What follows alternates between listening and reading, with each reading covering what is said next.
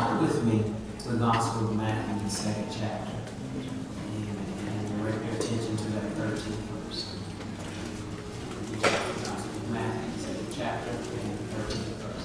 Now after they left, the angel of the Lord appeared to Joseph in a dream and said, "Get up, take the child and his mother and flee to Egypt, and remain there until I tell you, for Herod is about to search for the child to destroy him."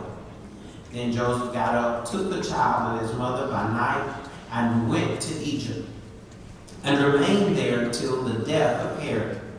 This was to fulfill what had been spoken of the Lord through the prophet, "Out of Egypt I have called my son." When Herod saw that he had been tricked by the wise men, he was infuriated, and he sent and killed all the children in and around Bethlehem who were 2 years old and under, according to the time that he had learned from the wise men. God's word for God's people. The words of my mouth and the meditation of my heart be acceptable in thy sight, O Lord, my God, my Redeemer. Amen. I want to preach from this morning the title, "From Dilemma to Deliverance." Help me preach it. Tell your neighbor, from dilemma to deliverance. Tell your other neighbors who think you're not mean, amen. From dilemma to deliverance. Amen. Come on, let's give the Lord a hand clap.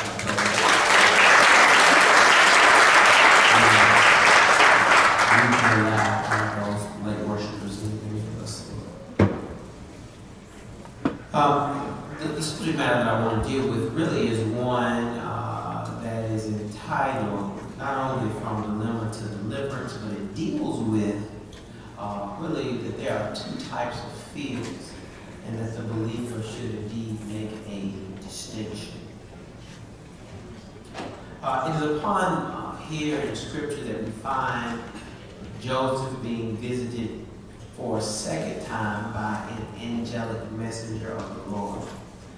This angelic messenger of the Lord instructs this family of immigrants with their small infant to seek asylum in another country.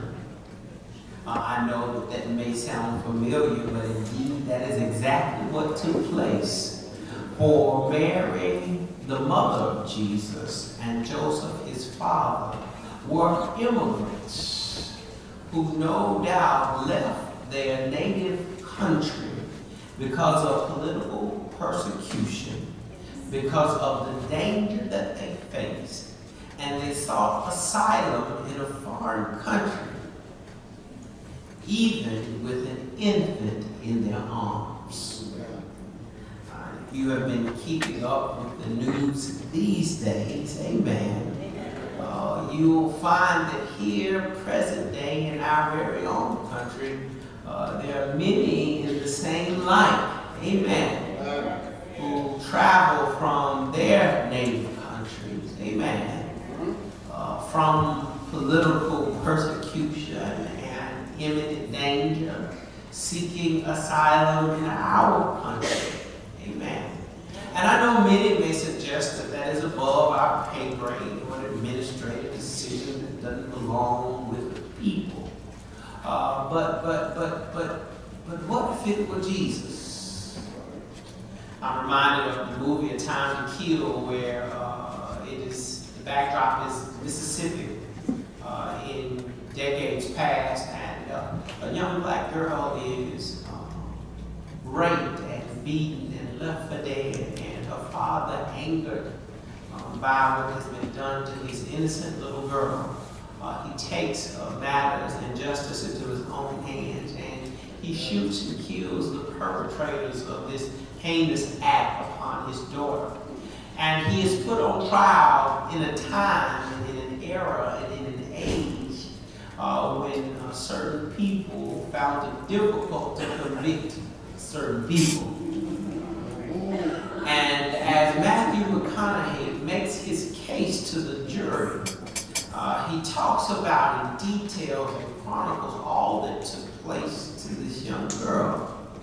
And they seem unmoved and unsympathetic to his cause until he makes the statement at the end, now imagine if she were white.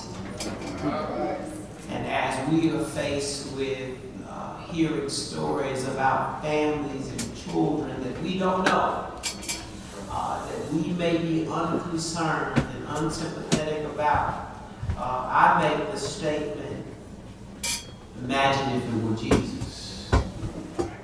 For he was, amen, an infant in the arms of his mother that could easily be snatched away if left to some of the same things that are happening this day. And so we ask the question, what if it were Jesus? I'm reminded of that 25th chapter of Matthew where it says, what you've done to the least of them. Yes. Amen. He says, you have done unto me. For Joseph, Mary, and their young child indeed were political refugees, immigrants, seeking asylum in a country by the name of Egypt. It's interesting to note that Egypt is a traditional place of refuge found throughout the scriptures. For whenever someone was fleeing from Israel, Egypt often was the place that they sought. It was the case with Jeroboam, fled from Solomon, who sought his life. It was the case with the Israelites, gathered from near and far, as they feared the Chaldeans would destroy them. After Elijah prophesied against King Jehoiakim, it was Egypt, the place that he fled. Yes, Egypt. It is the same eerie Egypt that even served as a backdrop to the previous mass murder of the many Hebrew baby boys. For this was not the first time that young Israelite boys were killed by the masses.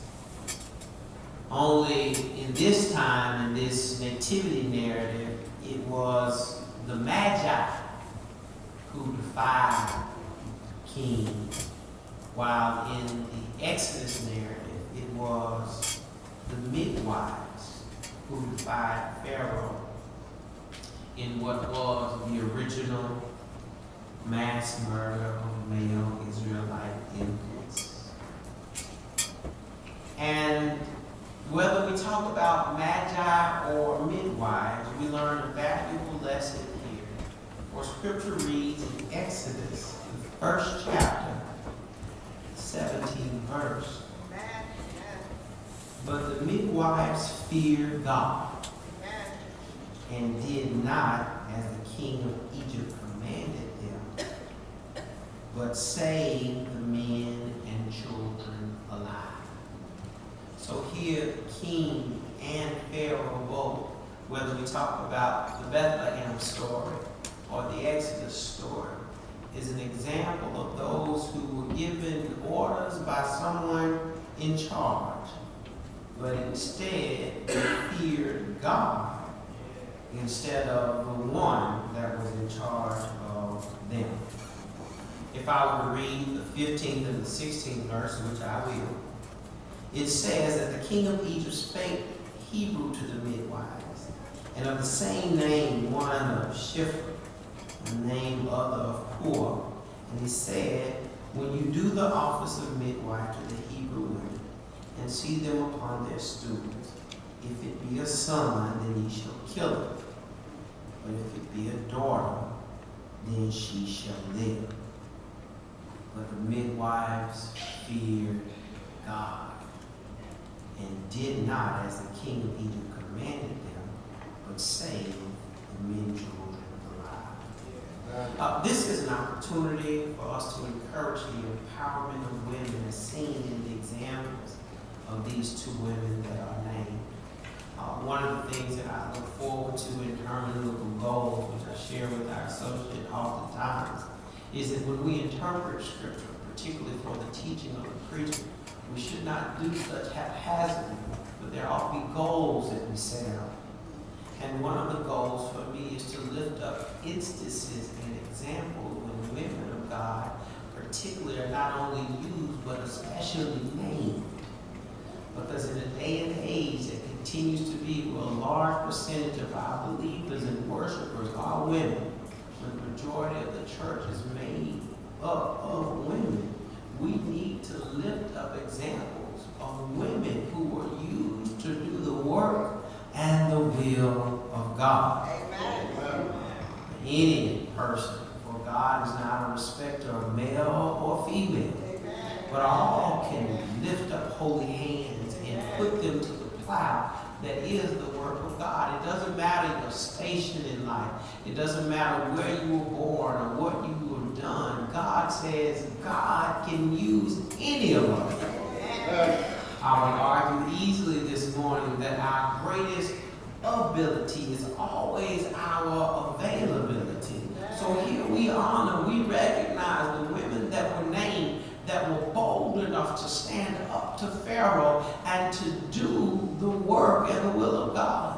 And I wonder what woman under the sound of my voice is now debating and contemplating, will God use me? Yes! If you make yourself available.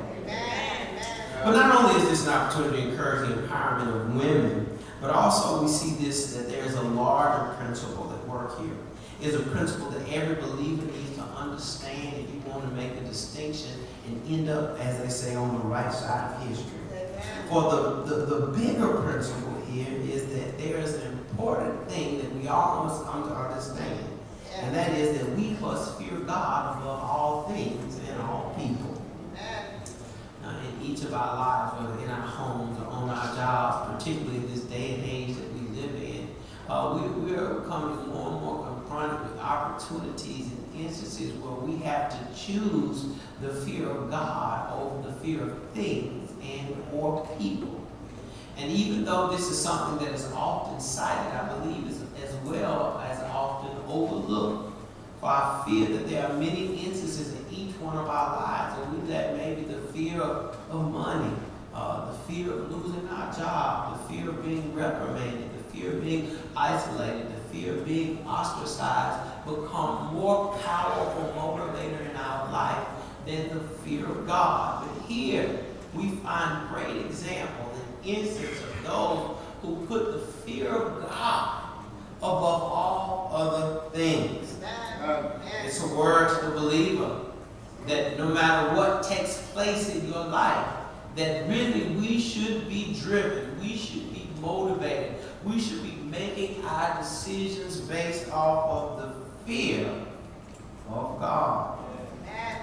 For this really is both stories, whether we talk about the salvation story of one who was born in a manger, amen, and still had the threat of his life being taken away from him before he could even tend for himself, or whether we talk about the salvation story of one Moses, who had to be put in a river and sailed down in order that he wouldn't be killed with the rest of the Israelite boys. It still is a story about dilemma and deliverance and wondering whether or not God will save us. For the Bible is filled with dilemma after dilemma. Doesn't matter what chapter or book you read.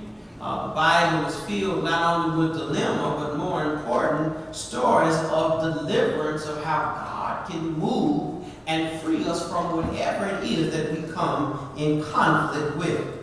For dilemmas will rise in the lives of every believer. As a matter of fact, James tells us we will have trials and tribulations. It doesn't matter who you are. And many of the dilemmas that we will face, they will not be dilemmas to the degree of death, but they definitely will disrupt our lives. They will displace our living, and they can even, amen, disturb our plans. But the bigger picture is that even though there may be dilemmas in our life, they're not bigger than our God. For our God, regardless of the dilemma, always has a plan of deliverance for our life. Simply said, let me say it another way, and I'm going to hurry up and get out of y'all way. Amen. We must never forget as believers that our source is always greater than our situation. I don't care what situation you encounter. I don't know what you deal with. Even if you face the threat of death, or maybe something that has caused a life-altering change that you didn't expect or didn't plan. Or maybe you just don't know the way from this point forward. Regardless of what you deal with, your situation is never bigger than your source. And even though dilemma may present itself time after time in your life, if you know the God that I know, if you have faith in the God that not only created and sustained you, you also have faith that God always, tell your neighbor always. Tell your neighbor always. God always has a plan of deliverance for the believer. As a matter of fact, I would argue even with Moses and Jesus, God was already working out the salvation for many more that would come much later. But many times, even when one life is saved or changed, it can lead to many more being blessed and changed as well. You see, when we look at both of these instances, and then I'm going to sit down, let's go over. We see classic examples of an authoritarian, one who was in authority, who was fueled by fear. In Pharaoh's case, he saw the Israelites numbering and becoming too many. And he said, they're going to outnumber and kill us. We got to kill all their baby boys. In King Herod's case, he feared that this one, that the Magi and the wise men came from so far to worship, that one day he would be the very one that would dethrone him and make him no longer be the one in charge. So we see whether we talk about Herod or Pharaoh, they both were fueled by fear. And because these authoritarians, these ones in authority, were fueled by fear, they did the unthinkable to the most vulnerable. Because one would ask, how could someone bring themselves to be so heartless? How could someone bring themselves to be so callous? How could someone bring themselves to be so cruel? Well, the answer is, if you're fueled by fear of anything other than God, you will be surprised at what you will allow yourself to do. Therefore, there are always two types of fear. Even the fear of death cannot outweigh the fear that we have for the God we serve. Because even though I don't want to die, amen, and some people might not be thrilled about the idea of death, I know who holds my life. Therefore, death is no longer something that causes me to be afraid, because I understand that even it is a doorway to the one who gave me life to begin with. And even when I swear, amen, into the abyss that is my own mortality, I understand there's a God. There's a God that still has me in his hands. What I want to ultimately do here, whether we talk about the Exodus narrative or the Nativity narrative, whether we talk about the story of Moses and his deliverance by God, or whether we talk about Jesus and his deliverance by God, I want you to understand that there's a distinct difference between those who are delivered and those who are damned. For one who is delivered has clearly understood that even though there are things that I might be fearful of, God has not given me the spirit of fear. And the reason why God has not given me the spirit of fear, because I serve a God that knows no fear.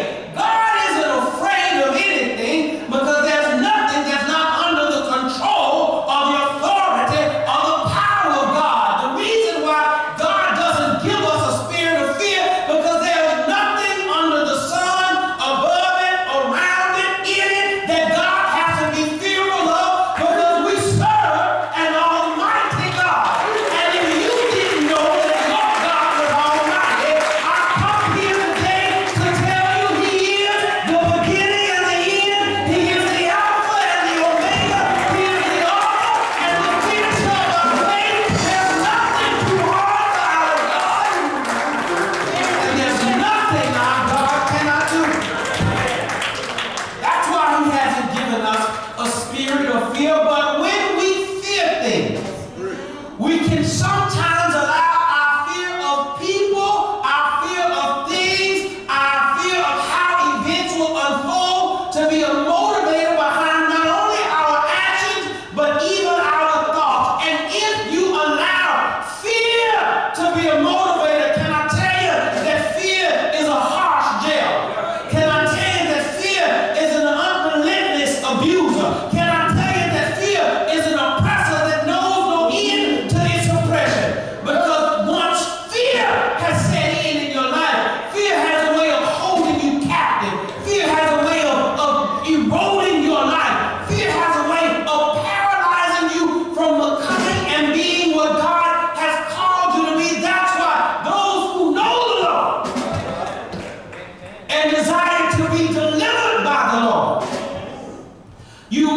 put your fear of God. Amen. You must put your fear of God above all things. I'm almost finished. Amen. I really couldn't finish right there, but I'm going to wait for the next exit. Bless the Lord. You see, they feared God.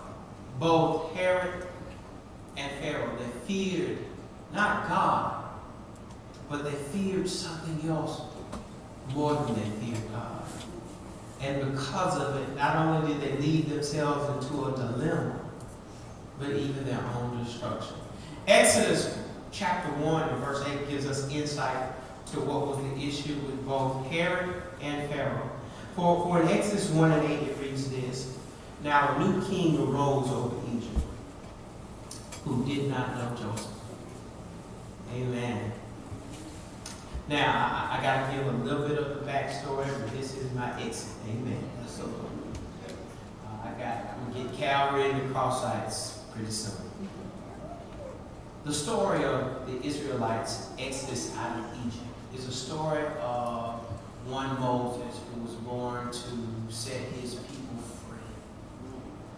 In the same way that there was one Jesus who was born to set his people free. And as they came to Egypt, it's the story of one Joseph who, through his flight from the pit to the palace, became second in charge over all of Egypt. It wasn't an easy trail. He had some dilemmas along the way, but guess what God did? God delivered him, because his fear for God was greater than his fear for Potiphar, was greater than his fear for his brothers, was greater even than his fear for Pharaoh. And because of this, Pharaoh recognized the God in Joseph. And I have to pause here momentarily to let everyone under the sound of my voice know that if you're ever looking for promotion, if you ever want to get ahead, if you ever want to be somebody in this world, it's not about who you are. It's not about how good you look. It's not about how smart you are. It's not about even what family you're from or what you have available to you. Amen. But ultimately, promotion, the Bible says, doesn't come from the east or the west, but it comes from God. And when people can see the God in you, and when God begins to work through you, doors that weren't supposed to be open or fly open. Amen. God will provide matters. Amen. In your life to allow you to elevate. The Bible clearly says that all promotion comes from God. And it wasn't Joseph that allowed the Israelites to come and be in this land of feast during the famine. It was the fact that Pharaoh recognized the greatness of Joseph. God.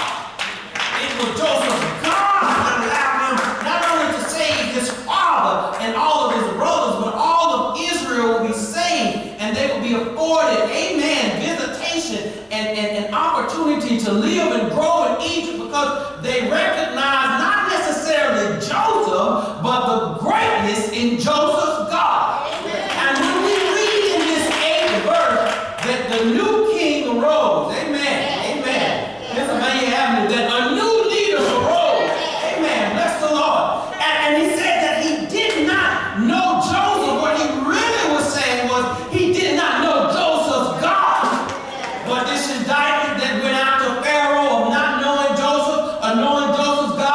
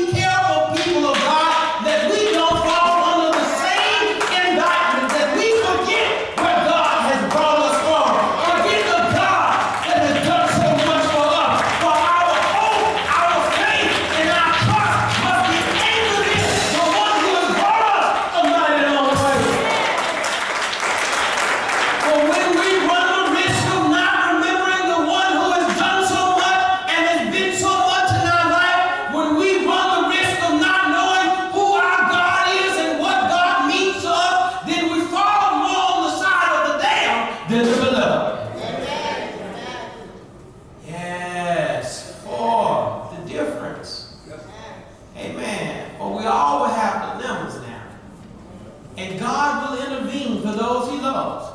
And not only will God intervene, God will send others to intervene on your behalf. For Moses, it was a midwife who refused to do what Pharaoh said. And it was a river that carried him down to Pharaoh's daughter, who took in a stranger that wasn't even her own child, but raised him as her own so he would one day save all of his people. For Jesus, amen, it was some magi who refused to go back and report to Herod that they had found this child. Amen. It was others who helped them escape and get to Egypt. Amen. But notice this, because this is the point that I don't want you to leave with. God will intervene. God will send others to intervene whenever there is a dilemma. But whether you are the one who's waiting for assistance or the one there to offer assistance, the key to being delivered is not only to fear God, but to be obedient because of it. The angelic messenger came to Joseph and he said to him, Joseph, get up and go take your wife and your child and take them to Egypt. Now, Joseph didn't have to, but he did obey. And I want to argue this morning before I go, amen, to my seat, that it was his obedience, even though he didn't know what Herod was going to do. It was his obedience, for God foreknew what was going to happen. It was his obedience that ultimately led to his deliverance. Even in the story of Moses, it was the midwife's obedience. I know the Bible said they defied Pharaoh, but Pharaoh was against the will of God. And anytime someone who is over you is against the will of God or telling you to do something contrary to what is the Bible or the laws of God, then when you disobey them, you're not being disobedient, but you're being obedient to the one that sits above them. So it was indeed a fear of God and obedience that ultimately led to the deliverance, amen, of both Jesus and Moses in this situation.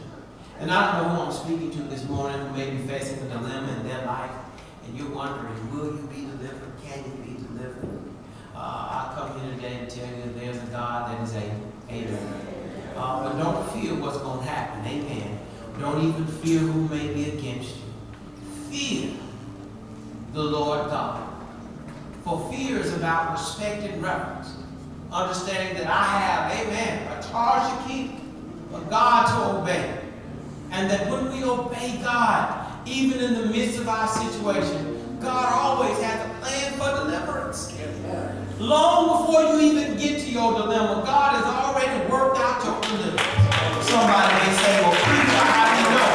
Because I know I was born, amen, in the 1970s. Bless the Lord. But I know long before the 70s came around on a hill called Calvary, God had already worked out my deliverance. He had already planned my way to salvation. And even though I was yet to even be born and face the many dilemmas of my life, that blood that ran down Calvary's hill, it has not lost its power. It still has a way of sustaining. It still has a way of breaking yokes. It still has a way of allowing us to be greater than our circumstances. And even though we may face dilemma, it allows us to know that there's always a resurrected power of deliverance in each and every one of our lives. Fear is real.